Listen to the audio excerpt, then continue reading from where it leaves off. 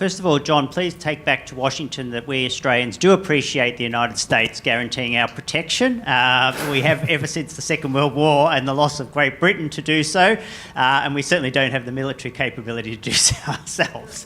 But my question to you is, when Putin invaded the Ukraine, a lot of people said that Xi was very happy to enter into an unlimited alliance, so to speak, with Russia on the basis that that distraction would give him the opportunity to move on Taiwan. Now, maybe things didn't go quite as well as the Russians hoped, and it's been bogged down.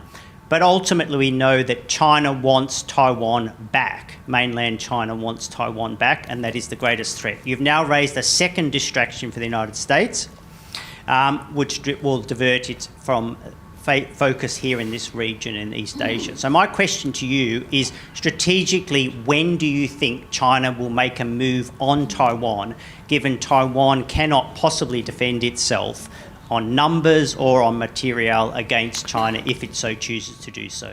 John Mearsheimer. Yeah, I don't think that China will move on Taiwan except in one special circumstance. The reason I'm optimistic that China won't move on Taiwan is that I think the costs and the likelihood of success from a Chinese perspective are remarkably low. To conquer Taiwan, the Chinese have to launch an amphibious assault across the Taiwan Strait. Amphibious operations are among the most difficult military operations imaginable. To launch a major league amphibious assault on the Taiwan beaches would be extremely difficult under the best of circumstances, as the Americans learned in World War II with their long experience with amphibious operations. Furthermore, the Chinese military has not fought a war since 1979. So this is not a battle-tested, battle-hardened military.